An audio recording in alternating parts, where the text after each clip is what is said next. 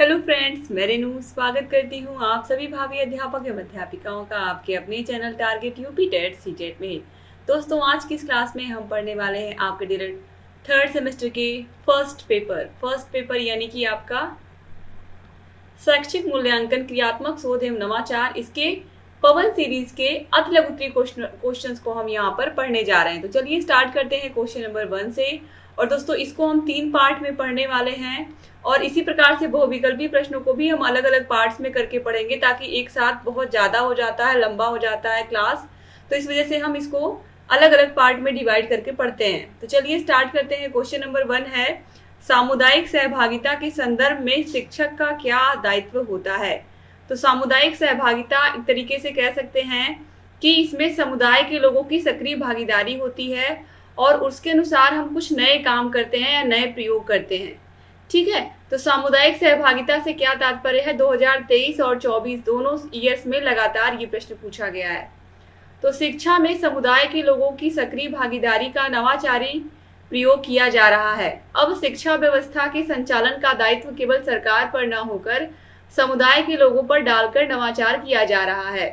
वास्तविकता यह है कि विद्यालय से संबंधित समस्याओं को सुलझाना तभी संभव है जब विद्यालय, समुदाय व शिक्षक के बीच घनिष्ठ संबंध हो।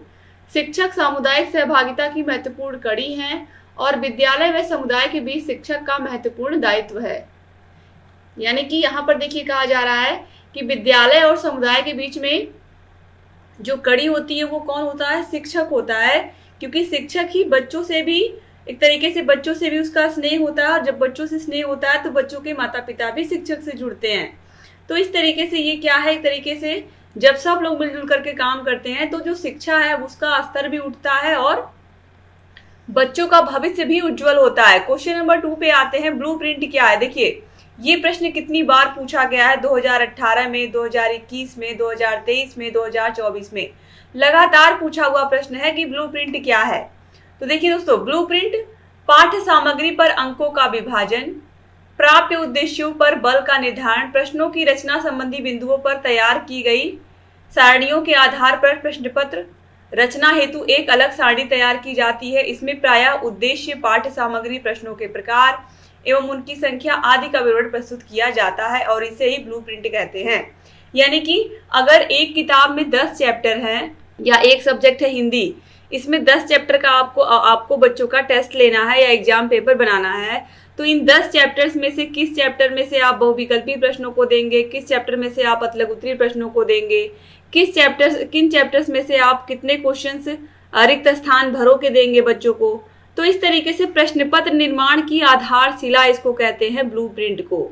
तो अगर आपने सिर्फ इतना भी लिख दिया एग्जाम में कि ब्लूप्रिंट क्या है, प्रश्न पत्र निर्माण की आधारशिला है, तो भी ये 1 नंबर का प्रश्न है, आपको पूरे 1 नंबर मिलेंगे।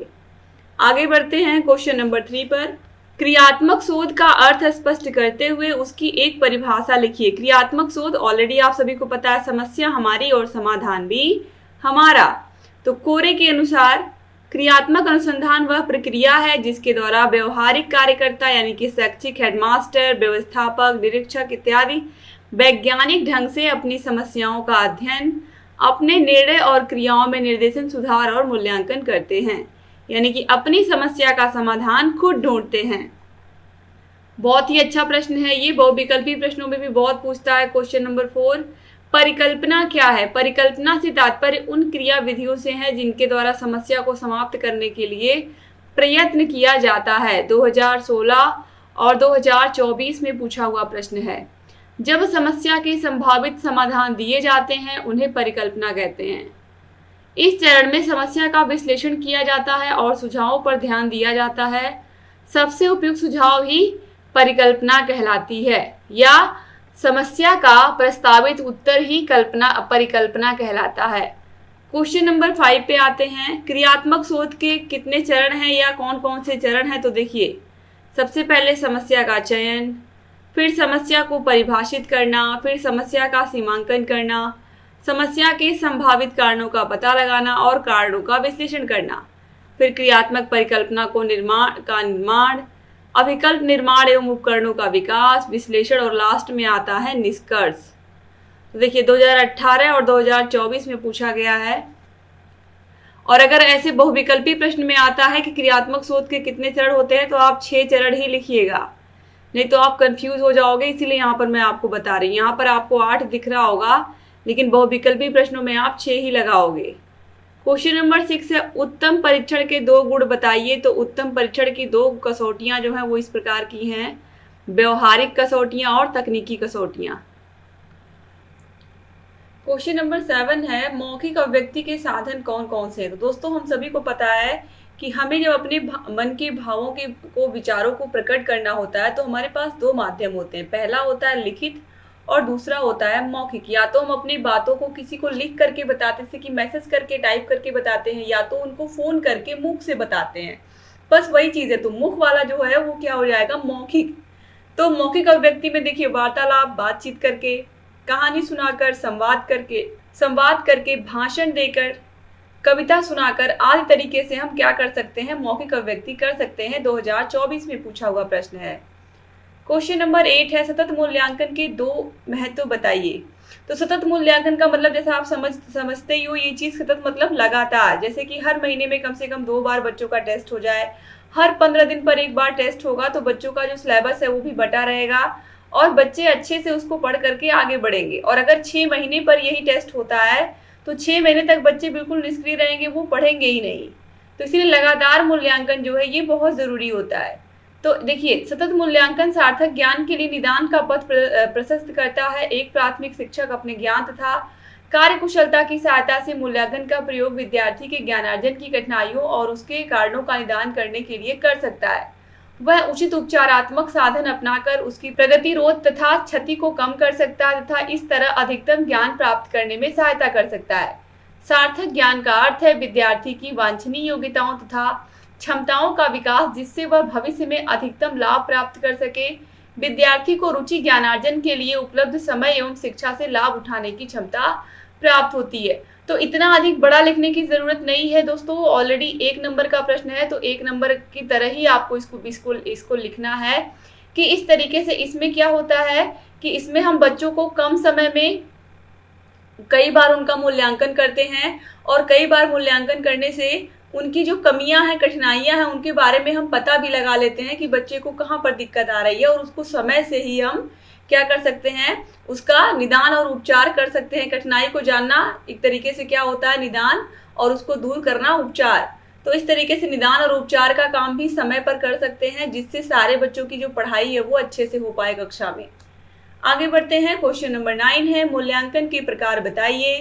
तो मूल्यांकन के प्रमुख प्रकार हैं मौखिक, लिखित, साक्षात्कार, निरीक्षण, अवलोकन, प्रायोगिक, रचनात्मक तथा आंकलित मूल्यांकन। 2024 में पूछा हुआ प्रश्न है।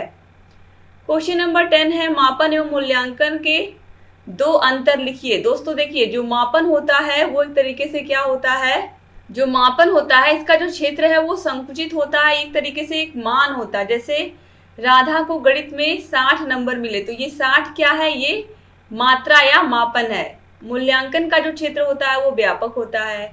मापन एक सामान्य शब्द है, मूल्यांकन एक तकनीकी शब्द है। मापन एक साधन है, जबकि मूल्यांकन अपने आप में एक साध्य है। मापन किसी भी छात्र के संदर्भ में स्पष्ट धारणा व्यक्त नहीं करता, जबकि मूल्यांकन की बात किसी भी छात्र के संबंध में स्पष्ट धारणा बनाई जा सकती है।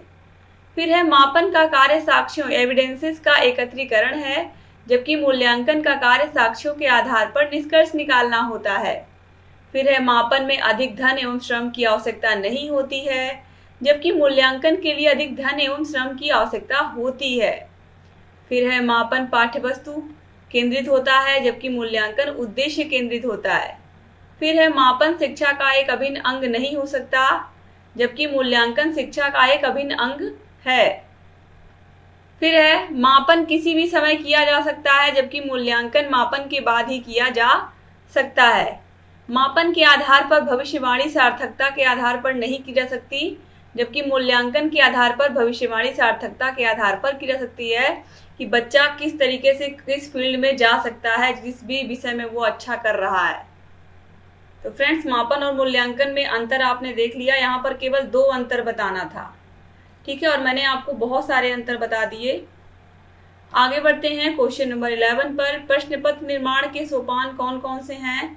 तो प्रश्न पत्र निर्माण के सोपानों में देखिए, सबसे पहले उपरीक्षण योजना बनाना, परीक्षण के प्रारंभिक रूप की तैयारी करना, परीक्षण के प्रारंभिक रूप की जांच करना, तो यहाँ पर दोस्तों परीक्षण ही होगा, परीक्षण की योजना बनाना, परीक्षण के प्रारंभिक रूप की तैयारी करना, परीक्षण के प्रारंभिक रूप की जांच करना, परीक्षण का मूल्यांकन करना और परीक्षण के अंतिम रूप की रचना करना। ये सब प्रश्न पत्र निर्माण के सोपान हैं या अलग अलग चरण हैं। इसके बाद क्वेश्चन नंबर 12 पे आते हैं, साक्षात्कार से आप क्या समझते हैं। तो देखिए, साक्षात्कार विधि में छात्रों की समस्याओं एवं उनकी स्थितियों की जानकारी प्राप्त करके उन्हें उचित शैक्षिक एवं व्यावसायिक निर्देशन दिया जा सकता है। इसमें साक्षात्कारकर्ता एवं उत्तरदाता के बीच बातचीत एवं अंतर विधि होती है। 2024 में पूछा हुआ प्रश्न है। तो साक्षात्कार या इंटरव्यू में क्या होता है, आप सभी को पता है। छात्रों की समस्याओं और उनकी स्थितियों की जानकारी प्राप्त करके उन्हें उचित शैक्षिक और व्यावसायिक निर्देशन दिया जाता है, गाइडेंस दिया जाता है उन्हें। आगे बढ़ते हैं क्वेश्चन नंबर 13 पर, मांसपेशियों एवं अंगिक गतिविधियां मूल्यांकन के किसी पक्ष से संबंधित होती हैं या किस पक्ष से संबंधित होती हैं। तो मांसपेशियों की गतियां और अंगों की गतिविधियां, तो ये देखिए, ये मनोदैहिक पक्ष से संबंधित होते हैं। मांसपेशियां एवं अंगिक गतिविधियां मनोदैहिक पक्ष से संबंधित होते हैं। यह मूल्यांकन का वह पक्ष है जो व्यक्ति की शारीरिक गतिविधियों, मांसपेशीय समन्वय और शरीर के अंगों की गति से जुड़ा होता है। मनोदैहिक क्षेत्र में मूल्यांकन यह देखा जाता है कि किसी व्यक्ति ने शारीरिक कार्यों और गतिविधियों को कितनी सटीक और प्रभावी ढंग से सीखा है, जैसे खेल, नृत्य, हस्तकला या किसी उपकरण का संचालन, जैसे कि ढोलक बजाना, हारमोनियम बजाना या तबला बजाना। इसमें हाथों और शरीर के अंगों का समन्वय, गति, संतुलन और बल का उपयोग शामिल होता है। ठीक है, आगे बढ़ते हैं क्वेश्चन नंबर 14 पर, शिक्षण प्रक्रिया की दृष्टि से संज्ञानात्मक पक्ष के स्तर कौन कौन से हैं। तो देखिए, सबसे पहले देखिए 3 स्तर, निम्न स्तर में ज्ञान, बोध, प्रयोग और मध्य स्तर में विश्लेषण, संश्लेषण और उच्च स्तर में मूल्यांकन। तो इस तरीके से भी आप लिख सकते हो या फिर ऐसे ही आप लिख सकते हो कि ज्ञान, बोध, अनुप्रयोग, विश्लेषण, संश्लेषण और मूल्यांकन। ऐसे भी अगर आपने लिखा है तो भी बिल्कुल सही होगा एग्जाम में, या इस तरह से भी अगर आप लिख करके आओगे तो। क्वेश्चन नंबर 15 है, रचनात्मक मूल्यांकन किसे कहते हैं। रचनात्मक मूल्यांकन के अंतर्गत शिक्षक अपने शैक्षिक कार्यक्रम, शिक्षण विधि और अधिक उत्तम, प्रभावशाली और उपयोगी बनाते हैं। वो ये पता लगाते हैं कि किस तरीके से जो बच्चे हैं उनको कितना समझ में आ रहा है। जहाँ पर नहीं समझ में आता है वो वहाँ पर अपना टीचिंग मेथड खुद चेंज करके दूसरे प्रकार से पढ़ाना शुरू करते हैं। क्वेश्चन नंबर 16 है, परीक्षण क्या है। परीक्षण वे वस्तुनिष्ठ एवं मानवीकृत साधन हैं जिसके द्वारा संपूर्ण मानव व्यवहार के विभिन्न पक्षों संबंधी योग्यताओं का मात्रात्मक एवं गुणात्मक अध्ययन किया जाता है। 2023 में पूछा हुआ प्रश्न है। क्वेश्चन नंबर 17 है, ब्लूम के अनुसार मूल्यांकन के उद्देश्यों का वर्गीकरण कीजिए। तो मूल्यांकन के जो उद्देश्य हैं वो मुख्य रूप से 3 बताए हैं या 3 पक्ष बताए हैं मूल्यांकन के ब्लूम ने, ज्ञानात्मक, भाषात्मक और क्रियात्मक। तो भाषात्मक नहीं, भावात्मक होगा यहाँ पर, क्रियात्मक, भावात्मक और ज्ञानात्मक, भावात्मक और क्रियात्मक पक्ष। और ये प्रश्न बहुत ज़्यादा बहुविकल्पी में भी पूछता है। क्वेश्चन नंबर 18 है, साक्षात्कार से क्या आशय है, समझाइए। इसमें साक्षात्कारकर्ता एवं उत्तरदाता के मध्य बातचीत एवं अंतरक्रिया होती है। साक्षात्कार एक शोध उपकरण के रूप में विषयों की समस्याओं के निदान के लिए प्रयोग में लाया जाता है। इसके द्वारा हम विषयों के मनोभावों का पता स्वाभाविक रूप से बातचीत के माध्यम से लगा लेते हैं। 2023-2024 में पूछा हुआ प्रश्न है। क्वेश्चन नंबर 19 है, क्रियात्मक शोध के प्रमुख उपकरणों का नाम लिखिए। तो प्रमुख उपकरणों में अवलोकन, परीक्षण, साक्षात्कार, प्रश्नावली, निर्धारण मापनी, समाज मिति और संचयी अभिलेख, ये सभी आते हैं। 2023 में पूछा हुआ प्रश्न है ये। क्वेश्चन नंबर 20 है, शिक्षा में नवाचार से क्या अभिप्राय है, समझाइए। नवाचार वह परिवर्तन है जो पूर्व स्थित विधियों और पदार्थों आदि में नवीनता का संचार करे। क्वेश्चन नंबर 21 है, शैक्षिक मापन के 4 स्तरों के नाम लिखिए। तो शैक्षिक मापन में 4 स्तरों में शाब्दिक स्तर, क्रमित स्तर, अंतराल स्तर और अनुपात स्तर। 2023 में पूछा हुआ है ये। क्वेश्चन नंबर 22 है, क्रियात्मक शोध को परिभाषित कीजिए। तो क्रियात्मक शोध वह प्रक्रिया है जिसके द्वारा व्यवहारिक कार्यकर्ता वैज्ञानिक ढंग से अपनी समस्याओं का अध्ययन, अपने निर्णय और क्रियाओं में निर्देशन, सुधार और मूल्यांकन करते हैं। फिर है क्वेश्चन नंबर 23, क्रियात्मक शोध से आपका क्या तात्पर्य है? क्रियात्मक सोच से तात्पर्य उस व्यवहारिक सोच से है जिससे विद्यालय से संबंधित लोगों द्वारा अनुभव की जाने वाली समस्याओं के वैज्ञानिक ढंग से हल करने का प्रयास एवं उनके द्वारा किया जाता है। दोस्तों याद रखिएगा, जब भी एग्जाम में क्वेश्चन आएगा क्रियात्मक शोध क्या है, क्रियात्मक शोध की परिभाषा दीजिए, तो दिमाग में आपको यही चीज रखना है कि हमारे संस्था में या हमारे विद्यालय में कोई भी समस्या आती है तो उस समस्या का हल हम खुद ढूंढते हैं।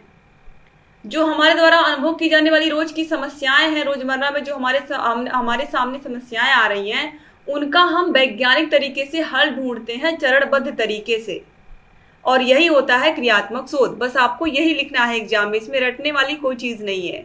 2023 में पूछा हुआ प्रश्न आप यहाँ पर देख रहे थे। इसके बाद क्वेश्चन नंबर 24 भी 2018 और 2023 में पूछा हुआ है, विश्वसनीयता किसे कहते हैं? देखिए, किसी भी चीज पर आप ट्रस्ट कब करते हो? जब आप कोई चीज बार बार इस्तेमाल, जैसे घड़ी एक डिटर्जेंट आता है, घड़ी डिटर्जेंट, तो उसमें क्या है, पहले इस्तेमाल करें फिर विश्वास करें। तो आप एक बार आपने खरीदा, इस्तेमाल किया, फिर आपने खरीदा, इस्तेमाल किया, फिर आपने खरीदा, इस्तेमाल किया, फिर खरीदा, इस्तेमाल किया, तो बार बार खरीद करके इस्तेमाल करते करते आपको उस पर ट्रस्ट, विश्वास हो गया कि हाँ ये जो डिटर्जेंट है ये अच्छी सफाई कर रहा है। तो बस वही चीज है। तो विश्वसनीयता, एक अच्छा परीक्षण विश्वसनीय होना चाहिए, अर्थात जिस पर विश्वास किया जा सके। विश्वसनीयता से तात्पर्य ऐसा परीक्षण है, ऐसी परीक्षा से है जिसको बार बार प्रशासित करने पर समान निष्कर्ष प्राप्त होता है। अर्थात यदि किसी परीक्षण के परिणाम पुनः परीक्षण के पश्चात समान परिस्थितियों में एक समान बने रहते हैं तो उस परीक्षण को ही हम विश्वसनीय कहते हैं। यानी कि बार बार परीक्षण करने पर भी हमें सेम परिणाम ही मिल रहा है, इसका मतलब जो परीक्षण हम कर रहे हैं वो विश्वसनीय है। क्वेश्चन नंबर 25 है, दक्षता आधारित मूल्यांकन से आप क्या समझते हैं? तो दक्षता आधारित मूल्यांकन, देखिए, प्राथमिक स्तर पर छात्र छात्राओं की अधिगम प्रक्रिया का निर्माण सतत रूप में होता रहता है। इसके लिए दक्षता आधारित मूल्यांकन का प्रयोग किया जाता है। इसके अनुसार छात्रों द्वारा सीखे गए रचनात्मक कौशलों का आकलन होता है। आधारित मूल्यांकन से तात्पर्य है कि छात्रों की दक्षता पर आधारित न्यूनतम अधिगम जांच या विश्लेषण करना, जिससे छात्रों की दक्षता ग्राह्यता को सुनिश्चित किया जा सके। यानी कि न्यूनतम अधिगम जांच इसमें होती है कि अगर कक्षा 1 का बच्चा है तो उसे कम से कम अ से लेकर के ज्ञ तक आना चाहिए, वर्णमाला। इसके अलावा ए से लेकर के जेड उसको इंग्लिश में आना चाहिए। 1 से लेकर के 100 तक की गिनती, अगर पहाड़े भी आते हैं तो अच्छी बात है, लेकिन न्यूनतम कम से कम इतना हर बच्चे को आना चाहिए। यही होता है दक्षता आधारित मूल्यांकन। क्वेश्चन नंबर 26 है, मापन क्या है? तो मापन मूल्यांकन का वह भाग है जो प्रतिशत, मात्रा, अंकों और मध्यांक तथा मध्यमान द्वारा प्रदर्शित किया जाता है। क्वेश्चन नंबर 27 है, यदि मापन के सारे यंत्र तथा साधन इस संसार से लुप्त कर दिए जाएं तो आधुनिक सभ्यता बालू की दीवार की तरह ढह जाएगी। यह कथन किसका है? तो यह कथन रॉस का है। क्वेश्चन नंबर 28 है, मापन में यह पता चलता है कि कोई वस्तु कितनी है, जबकि मूल्यांकन यह बताता है कि वस्तु कितनी अच्छी है। यह कथन किसका है? तो यह कथन रेमर्स एवं गेज का है। क्वेश्चन नंबर 29 है, मापन का प्रमुख तत्व क्या है? तो वह वस्तु या प्राणी अथवा क्रिया जिसकी किसी विशेषता का मापन होता है। क्वेश्चन नंबर 30 है, जिसके द्वारा व्यक्ति की विभिन्न योग्यताओं का मापन, उसके व्यक्तित्व एवं रुचियों का अध्ययन किया जाता है, क्या कहलाता है? तो मूल्यांकन कहलाता है। क्वेश्चन नंबर 31 है, फॉर्मेटिव या संरचनात्मक मूल्यांकन क्या है? तो फॉर्मेटिव मूल्यांकन वह मूल्यांकन होता है जिसके द्वारा छात्रों के प्रारंभिक ज्ञान का मूल्यांकन होता है कि बच्चों ने सीखा कितना है। क्वेश्चन नंबर 32 है, मूल्यांकन का प्रमुख उद्देश्य क्या है? तो मूल्यांकन का मुख्य उद्देश्य जो है वो है विद्यालय, कक्षा और स्वयं छात्रों द्वारा निर्धारित किए गए शैक्षिक लक्ष्यों की प्राप्ति में छात्र की प्रगति की जांच करना। क्वेश्चन नंबर 33 है, मापन तथा मूल्यांकन में मुख्य अंतर क्या है? तो मापन एक सामान्य शब्द है जबकि मूल्यांकन एक तकनीकी शब्द है। क्वेश्चन नंबर 34 है, परीक्षण का क्षेत्र कैसा होता है? तो संकुचित होता है। एक निश्चित सीमा के भीतर ही हम क्या करते हैं? परीक्षण करते हैं, और कुछ लोगों का ही इसमें कर पाते हैं। एक निश्चित हमें एक तरीके से एक निश्चित कह सकते हैं कि संख्या लेनी होती है। जैसे कि अगर एक स्कूल में 500 बच्चे हैं तो उसमें से अगर हमें कोई परीक्षण करना है तो हम उसमें से केवल 40 बच्चों, 50 बच्चों इस तरीके से लेकर के करते हैं। क्वेश्चन नंबर 35 है, ऐसा परीक्षण जो बार बार प्रयोग करने पर एक जैसा परिणाम दे उसे क्या देता है, कहलाता है। जैसे मैंने कहा कि बार बार प्रयोग करने पर अगर एक जैसा ही हमें रिजल्ट मिल रहा है, इसका मतलब वो परीक्षण विश्वसनीय है। याद रखिएगा, ये प्रश्न बहुत ज्यादा बहुविकल्पी में भी पूछा जाता है, तो याद रखिएगा जहां पर बार बार प्रयोग करने पर हमें सेम ही रिजल्ट मिलता है, सेम ही परिणाम मिलता है, यानी कि वो परीक्षण क्या होगा? विश्वसनीय होगा। क्वेश्चन नंबर 36 है, सतत मूल्यांकन क्या है? सतत मूल्यांकन वह मूल्यांकन है जिसके अंतर्गत छात्रों के शैक्षिक कौशलों की जांच प्रतिमाह या तिथिवार की जाती है या निरंतर चलने वाली प्रक्रिया। जैसा कि मैंने बताया आपको कि महीने में 1 से 2 बार टेस्ट लिया जाता है बच्चों का, और उनके शैक्षिक कौशलों की जांच की जाती है प्रतिमाह या तिथिवार। क्वेश्चन नंबर 37 है, निरंतर मूल्यांकन योजना किसे कहते हैं? तो सतत मूल्यांकन को ही हम कहते हैं। क्वेश्चन नंबर 38 है, व्यापक मूल्यांकन का क्या अर्थ है?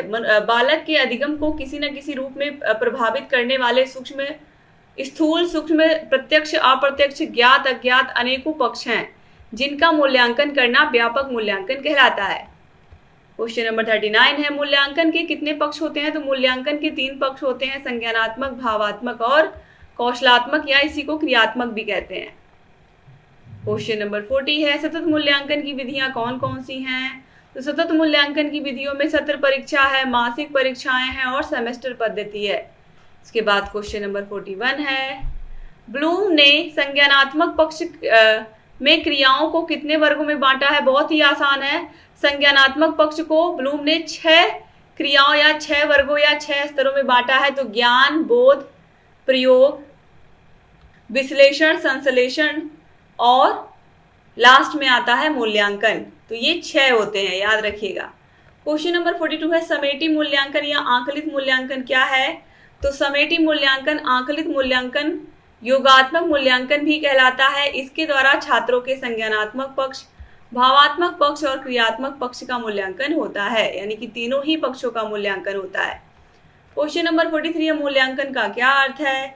मूल्यांकन एक क्रमिक प्रक्रिया है, यह संपूर्ण प्रणाली का एक अभिन्न अंग है और यह शिक्षण तथ्यों से घनिष्ठ रूप से संबंधित है। क्वेश्चन नंबर 44 है, शैक्षिक मूल्यांकन की प्रक्रिया के महत्वपूर्ण बिंदु क्या हैं? तो देखिए, इसमें मुख्य रूप से 3 बिंदु होते हैं, शिक्षण उद्देश्य, अधिगम अनुभव और व्यवहार में परिवर्तन। याद रखिएगा, शिक्षण उद्देश्य, अधिगम अनुभव और व्यवहार में परिवर्तन, ये शैक्षिक मूल्यांकन प्रक्रिया के महत्वपूर्ण बिंदु हैं। क्वेश्चन नंबर 45 है, मूल्यांकन के क्षेत्र में छात्र के व्यक्तित्व के कौन कौन से अंग आते हैं? तो ज्ञान, कुशलताएं, रुचियां, योग्यताएं, बुद्धि आदि। क्वेश्चन नंबर 46 है, मूल्यांकन के कितने सोपान हैं? तो मूल्यांकन के 3 सोपान होते हैं या 3 पक्ष होते हैं, जिसके बारे में ऑलरेडी आपको मैंने बताया कि संज्ञानात्मक, भावात्मक और क्रियात्मक। क्वेश्चन नंबर 47 पे आते हैं। क्वेश्चन नंबर 47 है, मूल्यांकन की प्रशासनिक आवश्यकता किस कारण होती है? मूल्यांकन की प्रशासनिक आवश्यकता किस कारण होती है? तो मूल्यांकन की प्रशासनिक आवश्यकता शैक्षिक स्तर की जांच करने के लिए होती है कि जो बच्चों को हम पढ़ा रहे हैं वो कितना, उनको वो चीज़ वो कितना सीख पा रहे हैं। क्वेश्चन नंबर 48 है, शैक्षिक मूल्यांकन की प्रक्रिया किस प्रकार की होती है? तो डॉक्टर पटेल के अनुसार शैक्षिक मूल्यांकन की प्रक्रिया चतुर्मुखी है। क्वेश्चन नंबर 49 है, मूल्यांकन को उपकरण प्रविधि के उद्देश्यों के अनुरूप कितने वर्गों में विभाजित किया जा सकता है? तो 4 वर्गों में। क्वेश्चन नंबर 50 है, मूल्यांकन का क्रियात्मक पक्ष क्या है? तो स्वाभाविकरण, यानी कि स्वभाव में लाना जो बच्चे ने सीखा है। और इस तरीके से टोटल 50 क्वेश्चंस आपके यहाँ पर खत्म होते हैं दोस्तों। सारे विषयों के बहुविकल्पी और अतलग उत्तरी प्रश्नों को अच्छे से हम पढ़ाते हैं समझा करके, तो आप लोग सारे के सारे प्रश्नों को अच्छे से देखिए। ये हमारा कॉन्टेक्ट नंबर है। अगर आपको सारे विषयों के हाथों से लिखे हुए नोट्स चाहिए, सारे विषयों की क्लासेस, सारे विषयों की मास्टर क्लासेस, सारे विषयों के चैप्टर वाइज टेस्ट, तो ये सब आपको मिलेंगे हमारे ऐप अस्तित्व एकेडमी ऐप पर। ऐप की लिंक डिस्क्रिप्शन बॉक्स और कमेंट बॉक्स में आपको मिल जाएगी। और अगर अभी तक आपने इस वीडियो को या इस क्लास को शेयर नहीं किया तो शेयर कर दीजिए। और अपने कॉलेज फ्रेंड्स को जितना आप शेयर करोगे उतने अधिक से अधिक हमारे भाई बहन पढ़ करके अपने मार्क्स अच्छे ला पाएंगे अपने डीएलएड के एग्जाम में। तो thank you so much friends पूरा का पूरा क्लास देखने के लिए। सारे विषयों के बहुविकल्पी और अतलग उत्तरी प्रश्न राजन सीरीज और पवन सीरीज के दोनों ही बहुविकल्पी और अतलग उत्तरी दोनों ही प्रश्नों की लिंक आपको डिस्क्रिप्शन बॉक्स और कमेंट बॉक्स में मिल जाएगी। नहीं मिलती है तो ये कॉन्टैक्ट नंबर है, आप कॉन्टैक्ट करोगे हमसे तो पूरी की पूरी प्लेलिस्ट ही आपके पास हम भेज देंगे। तो thank you so much friends पूरा का पूरा वीडियो देखने के लिए। ये हमारा इंस्टा आईडी है, इंस्टाग्राम पर भी आप हमें फॉलो कर सकते हो, टारगेट यूपी टेट नाम से है। Thank you so much friends, जय हिंद।